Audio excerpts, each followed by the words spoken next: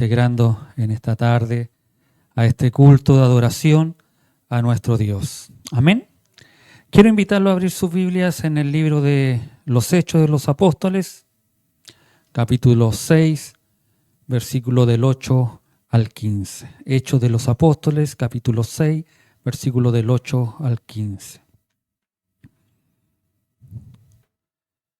No sé cuántos de ustedes tienen un propósito, pero si hay algo que uno puede ver y es nuestro mayor propósito y aspiración que muchos de nosotros queremos tener, no son cosas materiales, es decir, no debe estar en nuestro pensamiento eso, sino que es tener, nuestra vida debe ser a la imagen de Jesucristo y que Él se refleje en cada uno de nosotros con más gloria en la vida de nuestra.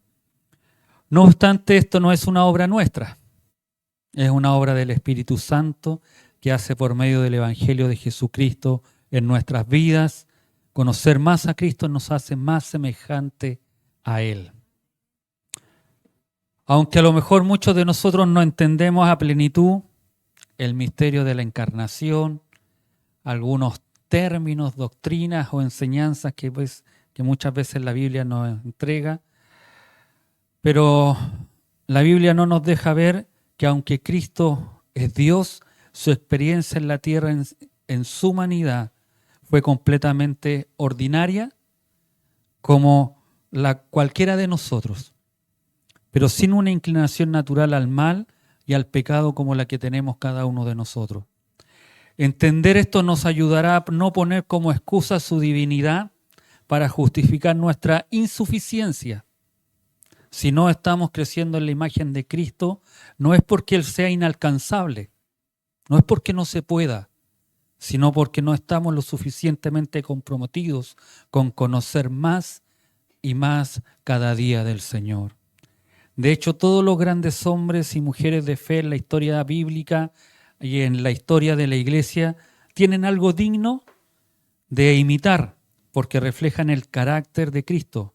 Uno de estos hombres es el que vamos a ver en esta tarde, digno de imitar y que es de quien habla nuestro pasaje que vamos a leer ahora. Así que le invito a ponerse en pies.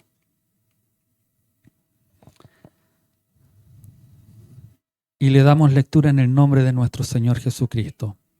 Y Esteban, que no vino hoy día, como dice nuestra hermana Karina, lleno de gracia y poder, hacía grandes prodigios y señales entre el pueblo. Entonces se levantaron unos de la sinagoga llamada de los libertos y de los de Cirene, de Alejandría, de Cilicia y de Asia, disputando con Esteban, pero no podían resistir a la sabiduría y al espíritu con que hablaba. Entonces sobornaron a unos para que dijesen que le habían oído hablar palabras blasfemas contra Moisés y contra Dios. Y soliviantaron al pueblo, a los ancianos y a los escribas, y arremetiendo le arrebataron y le trajeron al concilio. Y pusieron testigos falsos que decían: este hombre no cesa de hablar palabras blasfemas contra este lugar santo y contra la ley. Pues le hemos oído decir que ese Jesús de Nazaret destruirá este lugar y cambiará las costumbres que nos dio Moisés. Entonces todos los que estaban sentados en el concilio, al fijar los ojos en él, vieron su rostro como el rostro de un ángel. Amén. Amén. Tome su asiento. Esta es palabra del Señor y Dios sea bendiciendo nuestras vidas. Después de la elección de los colaboradores que vimos hace una semana atrás, los apóstoles siguieron enseñando y predicando la palabra de Dios, lo que produjo que aún, si se recuerdan, los sacerdotes, quienes estaban llenos de tradiciones, llenos de ritualismo, aceptaron a Cristo en sus corazones y en sus vidas y comenzaron a servir al Señor. Comenzaron a adorar a este Jesucristo que en un tiempo le habían negado y no querían reconocer. Lucas, a partir de este capítulo 6 al 8, se refiere a dos de los servidores escogidos. Me refiero a Esteban y Felipe, siendo el primero quien realiza una apologética de su fe y una creencia y de su creencia. Sus deberes lo pusieron en contacto con los hermanos pobres de su propia sección de la iglesia y a través de ellos con sus vecinos incrédulos. Estas oportunidades las usó para la predicación del Evangelio. Es decir, no solo se quedó con servir o administrar como había sido llamado, invitado por los discípulos y quienes le escogieron, sino que también comenzó a predicar el Evangelio a quienes le rodeaban. Su manera de hablar, sin embargo, era diferente a la de Pedro. Pedro fue testigo y predicó dando testimonio de lo que él había oído, de lo que él había visto y lo que aconteció y las enseñanzas que le entregó Jesucristo. Esteban, por consiguiente, no nos olvidemos que él era un judío helenista, que había nacido en otro sector, en otra zona. Era un hombre que estudiaba y predicaba mediante la exposición y la controversia, con lo que nos va a enseñar desde el capítulo 7 en adelante. Hasta ese momento la persecución contra los apóstoles era cosa del Sanedrín. Si usted se recuerda, capítulo 4, capítulo 5 fueron llevados por el Sanedrín hacia el concilio, llamémosle de esa forma. Aquí varía la forma de la persecución, porque ya no son los del Sanedrín, o ya no es el concilio el que arresta a Esteban, sino que al contrario. No nos olvidemos que en ese tiempo el Sanedrín perseguía a los apóstoles, pero en esta oportunidad y el pueblo alababa y aplaudía a los apóstoles, les seguían. Pero aquí es el pueblo el que arrebata, es el pueblo el que toma preso a Esteban. Y lo vamos a ir viendo de qué forma lo tomaron preso. Le dije en un comienzo que nosotros debemos ser imitadores de Cristo. Esteban era un imitador de Cristo en el que vemos la gloria de la imagen de Cristo en él. Y vamos a ver tres formas en las que la imagen de Cristo es evidente en Esteban. Primero, el poder de Cristo en Esteban. Segundo, el odio a Cristo y a Esteban. Y tercero, el rostro de Cristo en Esteban. El tema del pasaje que hemos leído nos muestra la oposición al testimonio de Esteban. El testimonio de Esteban consistió en dos cosas: las grandes señales que hizo, como lo indica el verso 8, y las grandes verdades que predicó, como lo vemos en el verso 10.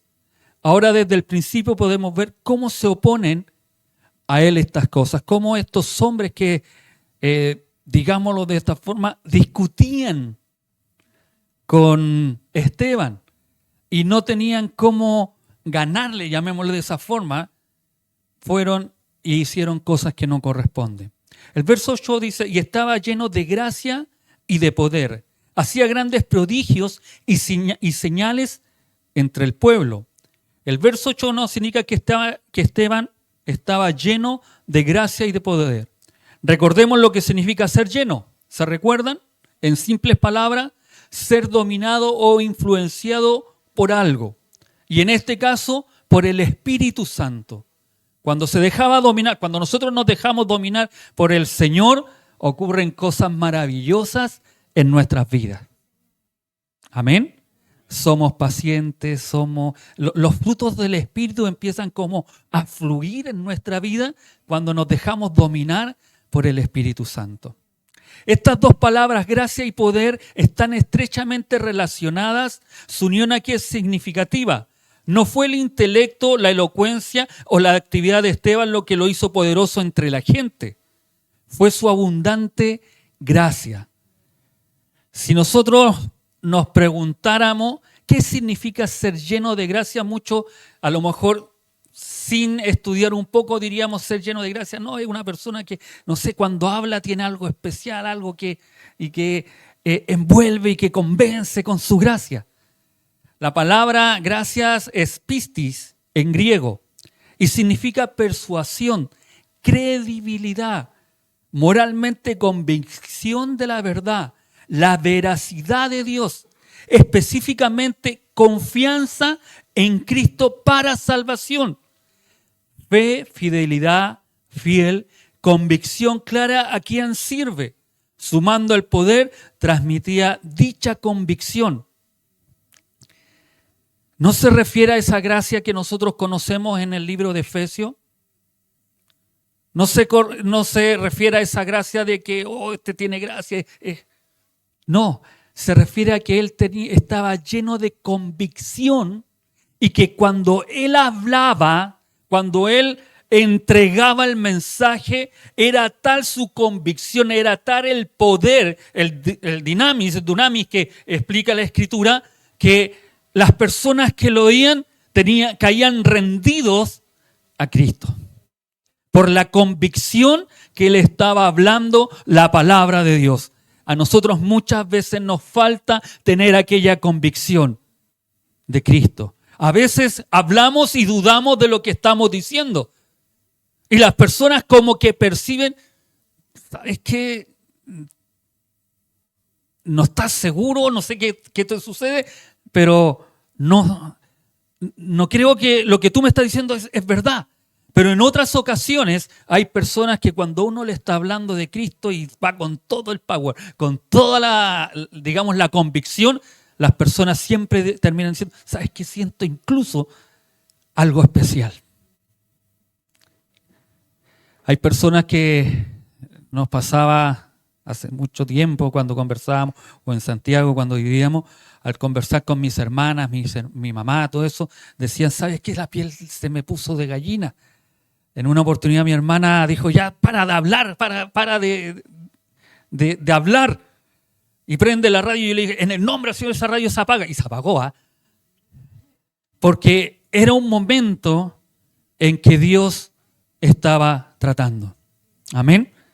Y esa es la gracia que aquí aparece, lleno de convicción. ¿Cómo son nuestras convicciones hacia Cristo? ¿Realmente creemos en este Dios poderoso o dudamos? El escritor Lucas hace esta referencia, es decir, este está lleno de convicción y más encima, cuando la predica con convicción y con poder. Amén. Producto de esta gracia y poder, Esteban predicó, así como también hizo maravillas y milagros entre la gente. Producto de esto hubo oposición de ciertas facciones de judíos helenistas. Entonces, dice el verso 9, entonces se levantaron unos de la sinagoga, llamada de los libertos, y de los de Cirene, de Alejandría, de Cilicia y de Asia, disputando con Esteban. No es claro si Lucas alude a una sola sinagoga, la llamada de los libertos, y en ella estarían agregados los 4 grupos nacionales que se mencionan, o si se trata de 5 sinagogas distintas. En ese tiempo, para que nosotros aprendamos, ya existían cerca de 400 sinagogas en Jerusalén. Y una sinagoga para complementarse o para existir necesitaba de 10 hombres o de 10 familias para poder realizar una sinagoga. Por eso habían cerca de 400 sinagogas, o lugares de reunión para escuchar la palabra del Señor. Lo que sí está claro es que el enfoque de Esteban produjeron una reacción violenta de parte de los judíos helenistas, quienes podían excitar las emociones del pueblo. Primero la de los libertos, o libertos, es decir, judíos cuyos antepasados habían sido llevados cautivos a Roma por Pompeyo y otros, y allí con el transcurso del tiempo habían sido emancipados o libertados. Muchos de ellos emigrarían a Jerusalén y encontraron esta sinagoga que representaba a los judíos italianos. Cirene y Alejandría eran ciudades del norte de África. En el primero los judíos eran una cuarta parte de la población. Fue un judío de Cirene que llevó la cruz de nuestro Señor, ¿se recuerdan? José de Arimatea. Y otro se unió para imponer las manos a Pablo. En Alejandría 2 de sus 5 distritos estaban habitados por judíos. Estos hebreos africanos tendrían sus representantes en la ciudad santa, quienes construirían su propia iglesia y tendrían su propia congregación. Los opositores asiáticos de Esteban serían proporcionados por los representantes de los judíos en Cilicia y Asia. La mención del primero es significativa, porque Pablo era natural de Tarso de Cilicia. Tarso era la ciudad o la capital de Cilicia. Y por eso se los menciona Lucas y todo, con el transcurso del libro de los Hechos, vamos a ver que todo tiene su relación. ¿Por qué Lucas lo menciona acá? ¿Y quiénes son estos que se levantaron contra Esteban? No nos olvidemos, primero eran judíos palestinos, llamémosle de esa forma, a los que se habían levantado contra los apóstoles, y ahora eran judíos helenistas. No se dice sobre qué versaban o cuáles eran las conversaciones que tenían concretamente, las disputas con Esteban. Lo que sí se dice es que los que disputaban con él no podían resistir a la sabiduría y al espíritu con que Esteban hablaba. Su primera oposición no fue hacia las señales. Las señales eran irrefutables, no podían, como lo que le sucedió al maestro, como lo que le sucedió a los apóstoles, no refutaban o no era sobre las señales o los milagros, aunque en Jesucristo la utilizaron de que él estaba dominado, lo hacía por Belcebú, por Satanás. Se podría dar una interpretación a lo mejor diferente, pero no era las señales o los milagros que se realizaban el motivo de la persecución o por qué querían apresar a Esteban, sino que era por lo que él enseñaba y decía. Pero no fue lo único irrefutable, también lo fueron sus palabras. Y en todas estas cosas podemos ver a Esteban desplegando poder. Pero era el poder que Esteban lo que estaba manifestando en las señales y en las palabras. No era el poder de él, sino que era el poder de Cristo que había recibido por obra del Espíritu Santo. El Espíritu Santo que Cristo prometió a los que en él creerían cuando descendiera el Espíritu Santo en Pentecostés, fue manifestado aquí. Esteban conjugaba las dos manifestaciones de poder, las señales que son poder de Dios y el Evangelio que es poder de Dios. Si nosotros hablamos que Esteban era imitador de Cristo, era en su esplendor, porque hacía señales como lo hacía Jesucristo y predicaba la palabra que había entregado Jesucristo. En una de las formas en las que la gloriosa imagen de Cristo se hace manifiesta en aquellos que están comprometidos con imitarle, hoy en día estas señales o prodigios siguen ocurriendo. No sé si Giovanni tiene listas las fotos. El día viernes fue, Reina. Al WhatsApp de nosotros, de los pastores, nos llegaron unas imágenes de un pastor de Punta Arenas, el pastor René, en el cual estuvimos orando hace unos meses atrás, y orando porque él tenía que ser operado. Y no saben qué pasó cuando iba a ser operado, no lo pudieron operar, hubieron algunas complicaciones y no lo operaron en esa oportunidad. Y seguíamos orando y presentándonos en oración para que Dios obrara un milagro. ¿Giovanni está en la foto?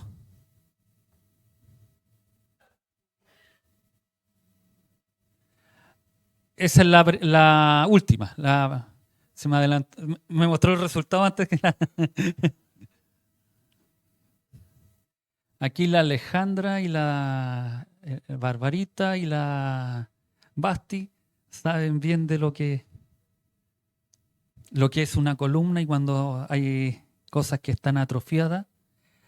Ahí, si se logra ver, el puntero está bueno. No sé si se puede ampliar, pero si no... Ya. Ahí se ve que la columna está atrofiada.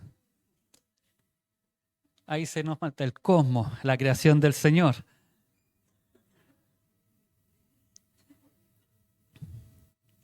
Ahí. Todo eso está atrofiado, tenía vértebras malas, entonces tenía que ser operado el pastor. No se pudo ser operado porque no se pudo. Y se siguió orando. Y el día viernes, después de que lo revisaron los médicos, muestra la siguiente, Giovanni, por favor.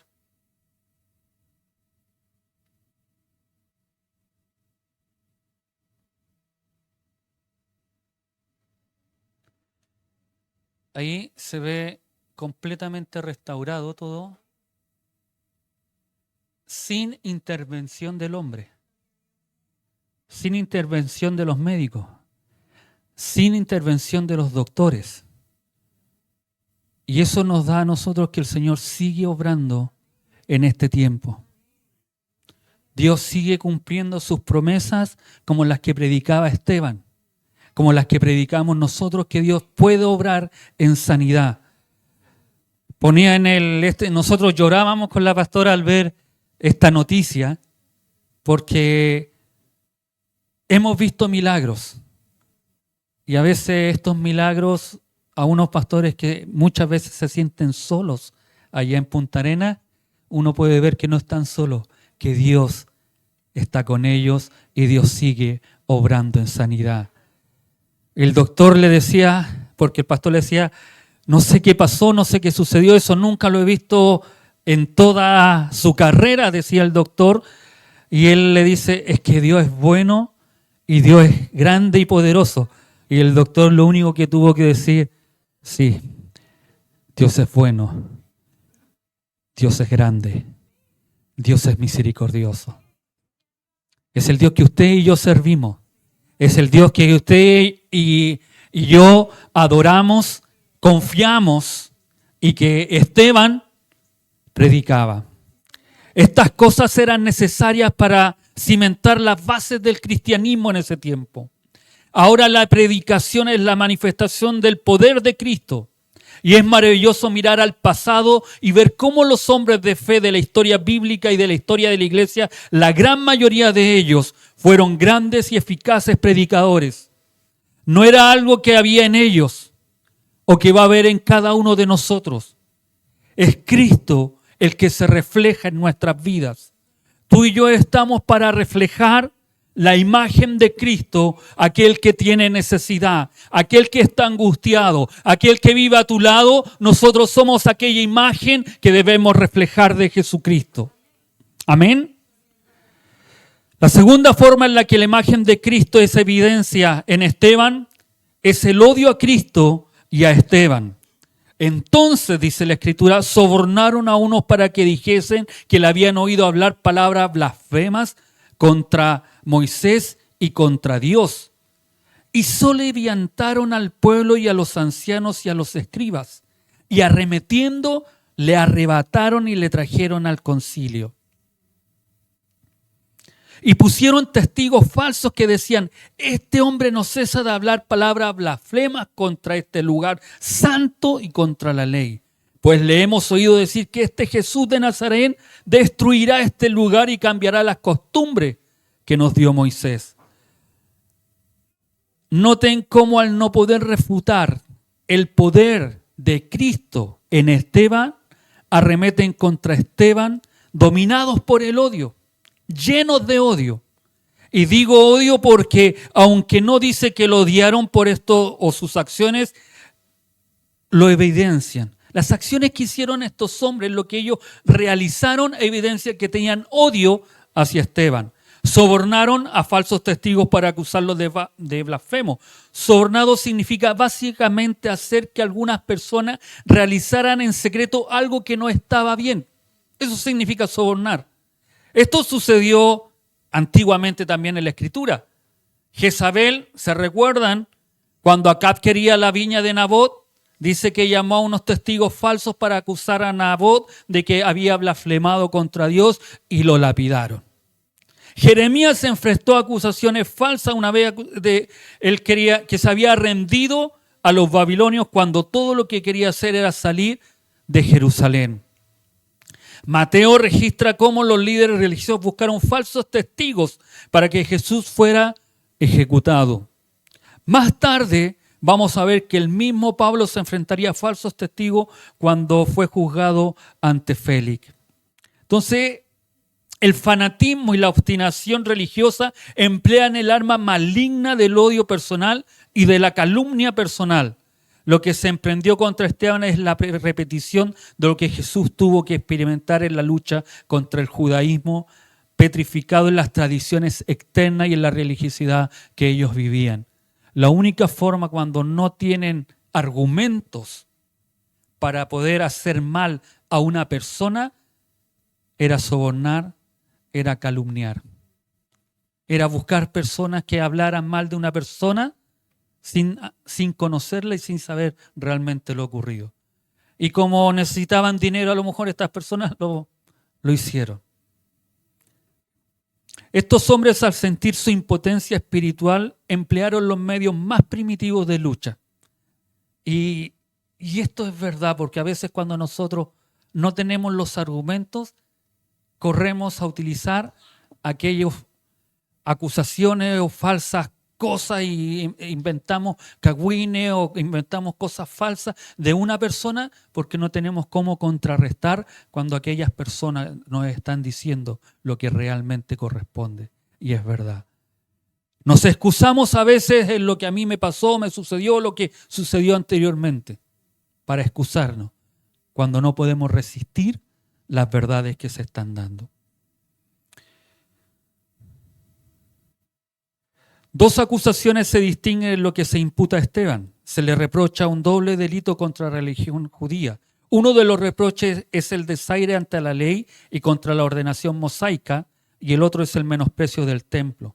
Para los judíos había dos cosas que eran especialmente sagradas: el templo, en el que se ofrecían a Dios los únicos sacrificios y el único culto que le era aceptable, y la ley, que no cambiaría jamás. Estas dos cosas son la base del nacionalismo judío, que luego se alejarán también contra Pablo y en parte habían sido ya alegadas contra Jesucristo. Es fácil apelar a los prejuicios y a las emociones de la gente, y precisamente es lo que se hizo en estas instancias. Las pruebas presentadas contra Esteban fueron que no deja de hablar palabras contra este santo lugar y contra la ley. Estos líderes entonces alborotaron al pueblo. Cuando hablamos de la palabra que suena un poco difícil de pronunciar incluso, soliviantaron, eso significa alborotaron al pueblo. ¿Y por qué Lucas lo escribe con esta palabra? Porque está diciendo en griego, excitaron al pueblo. Encendieron el furor del pueblo para que lo trataran con violencia y lo llevaran a juicio, como cuando se toma un animal y lo llevaron de esa forma al consejo. Y esto es importante porque cuando llevaron a los apóstoles, a Pedro y a Juan, no lo habían tratado tan injustamente, no lo habían llevado de esa forma. Esta palabra que utiliza Lucas quiere decir que estos hombres, estos judíos helenistas,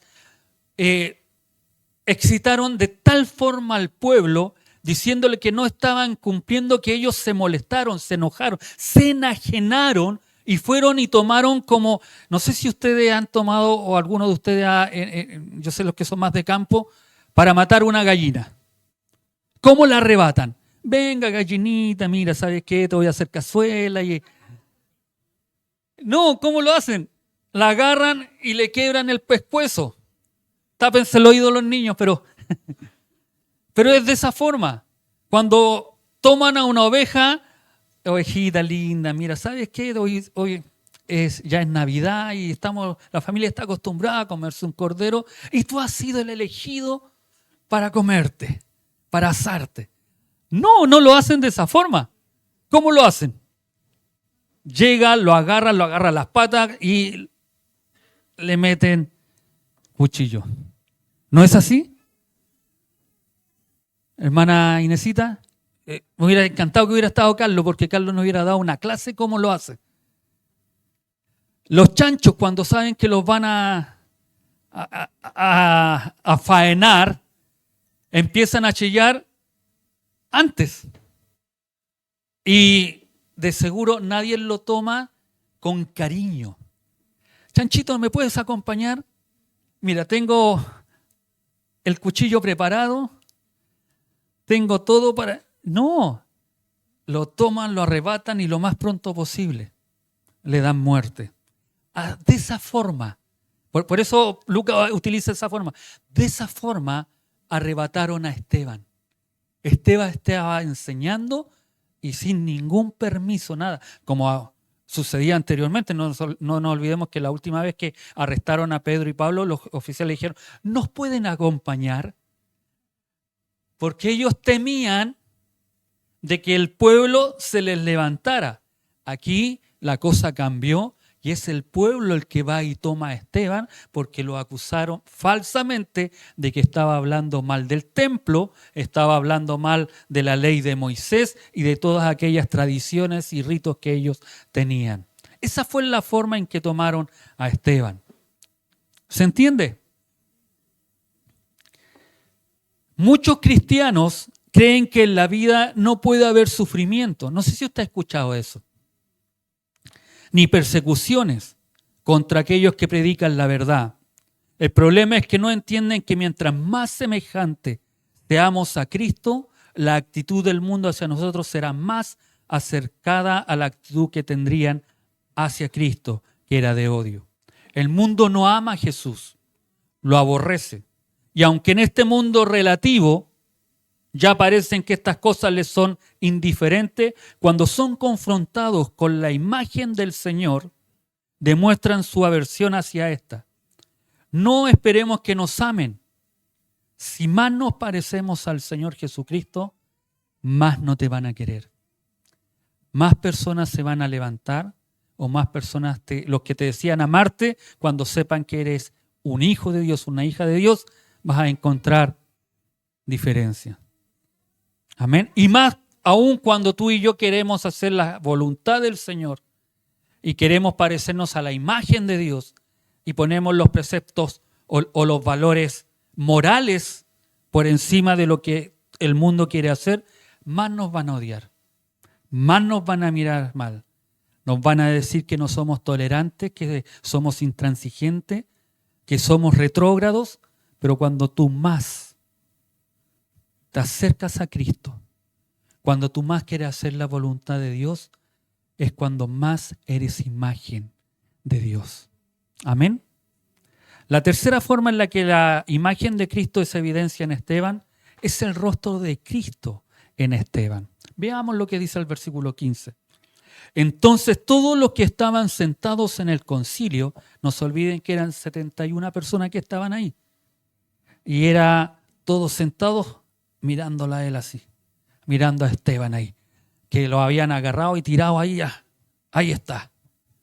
Dice la Escritura, al fijar los ojos en él, vieron su rostro como el rostro de un ángel.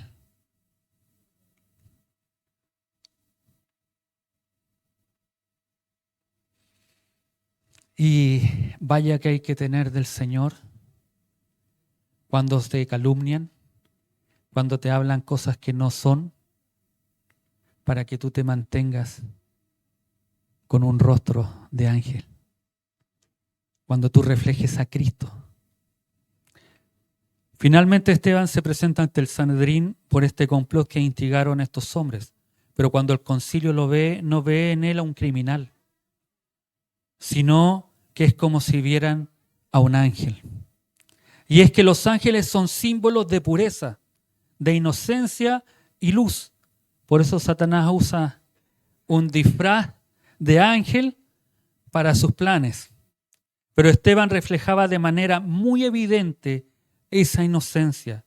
El rostro de Cristo estaba impreso en el rostro de Esteban. ¿Se recuerdan lo que a Jesucristo le dijo Poncio Pilato? Que no tenía de qué acusarlo, lo miró y tiene que haberlo visto con una paz, con una tranquilidad. ¿Eres tú el Cristo? Tú dices que yo soy el Cristo. No tengo de qué, y le dice a los fariseos, no tengo de qué acusarlo. Y estos hombres tienen que haber visto a Esteban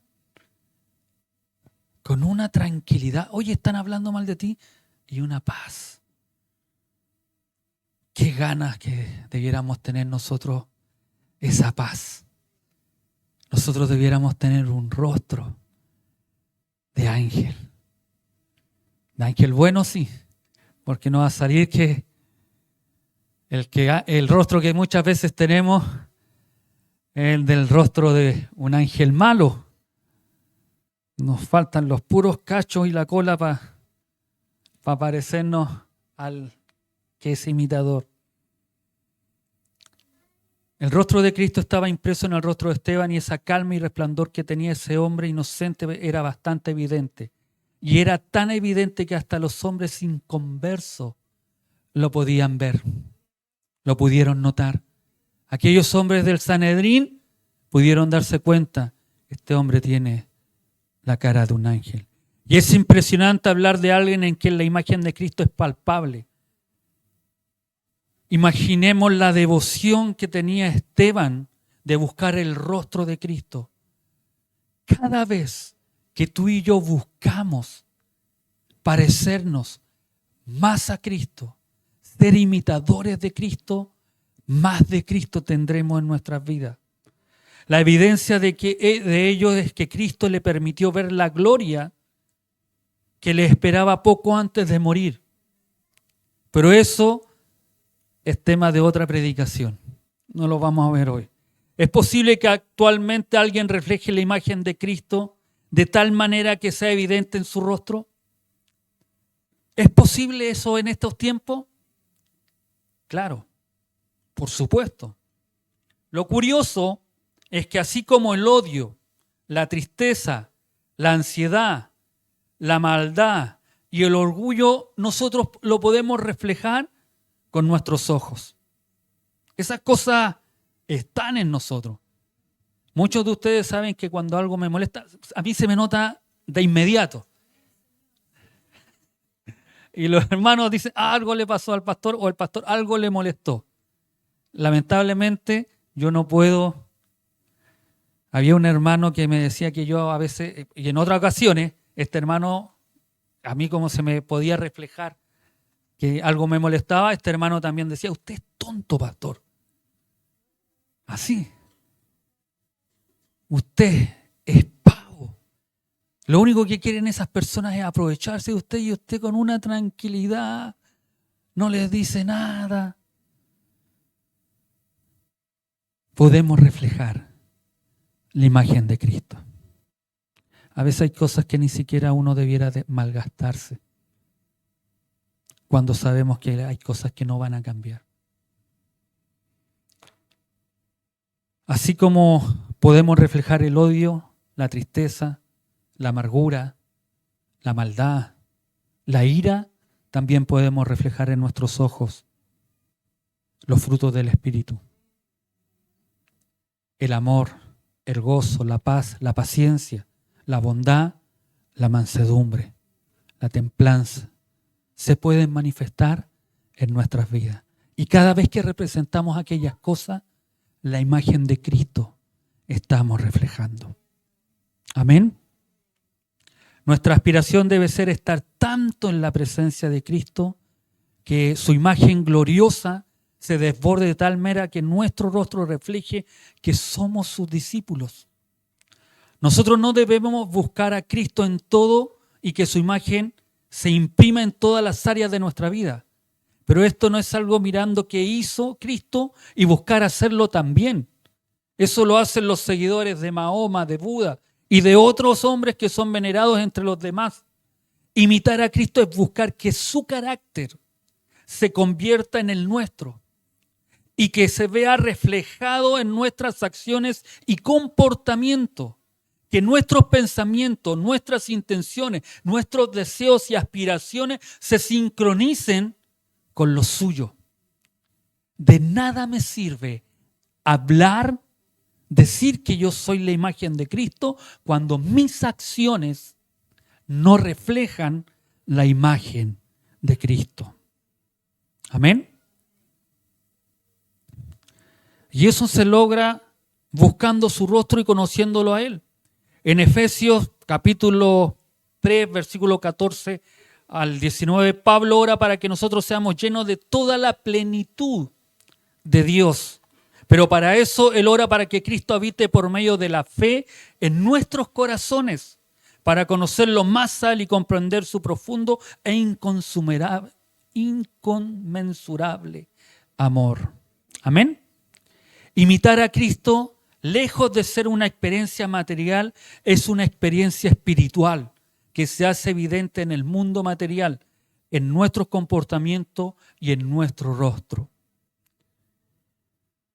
En 2 Corintios 3:18, para ya ir terminando, dice: por tanto, nosotros todos, mirando a cara descubierta, como en un espejo, la gloria del Señor, somos transformados de gloria en gloria en la misma imagen, como por el Espíritu del Señor. El creer implica vivir lo que se cree. Si buscamos a Dios aquí, no lo rechacemos afuera o en nuestras casas. Que el Señor imprima su imagen cada día en nosotros. Cuando discutamos o cuando algo nos moleste, nos enfada, mirémonos al espejo. Mírese al espejo. Los chicos, cuando su mamá los esté retando, invítenla, mamá, vaya a mirarse al espejo. Y vea si usted está viendo la imagen de Cristo en usted. Y eso nos va a enseñar a nosotros es que en ese momento de ofuscación, de rabia, de ira, de enojo, no estamos reflejando a Cristo. Y en ese momento es cuando más nosotros debemos reflejar a Jesucristo. No permitirle las cosas que ellos hacen, pero sí decírselo con amor. Amén. No con las ganas de agarrar el cordón de la plancha y que algunos podrían decir se lo merecen. Yo pensé que las mamás iban a saltar. Sí, Señor. Pero ahí no demostramos. ¿Sabe que si hay algo que me encanta de esta historia de Esteban? Y que a lo mejor lo que mucho a nosotros nos sucede, nos pasa. Cuando tenemos un conflicto, cuando tenemos un problema, cuando estamos viviendo algo que no corresponde, y más aún cuando es por hacer la voluntad de Dios, Esteban no salió huyendo. Esteban no dijo, no voy más. Como muchos de nosotros a veces decimos, ya no voy más. Esteban dio la cara y su rostro resplandecía. Su rostro era como de un ángel, tenía una tranquilidad, una paz. Sabía que lo podían matar. Sabía que lo habían tomado violentamente. Entonces sabía lo que podía ocurrir con él. Pero él con una tranquilidad, una paz. No le importó. No huyó ni salió corriendo.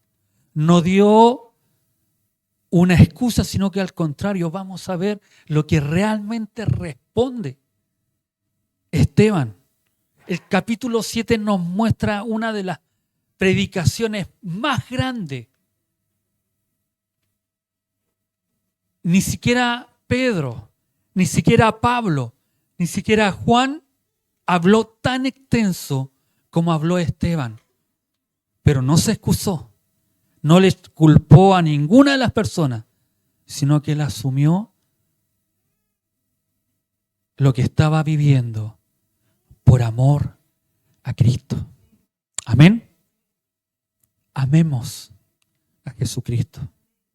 Enfrentemos las dificultades y los problemas que podamos tener en el caminar cristiano y con la fe puesta en Jesucristo avancemos. Si hay algo que podemos rescatar que nos enseña Esteban de todas estas cosas, que él no huyó. Él se mantuvo firme, hablando y predicando la verdad. Amén. Hoy el mundo te enseña otras cosas. Te enseña a huir, te enseña a cambiar, a dejar las cosas ahí a medio y comienza algo nuevo. La palabra del Señor nos enseña de que si comenzaste la carrera, no la termines. Sé fiel hasta la muerte o hasta que Cristo venga. Pablo nos exhorta, nos enseña aquellas cosas. De que miremos siempre el blanco. No miremos lo que pasó atrás. Y esto me encanta de Pablo. Yo no camino, no ando, parafraseando lo que dejé atrás. Yo miro lo que está por delante. ¿Y qué está por delante para cada uno de nosotros? Si somos imitadores de Cristo, está la vida eterna. Está la esperanza que tenemos en Jesucristo. No en nuestras obras, sino que la fe puesta en nuestro Señor Jesucristo. Amén. Póngase de pies. Vamos a invitar a nuestra pastora que nos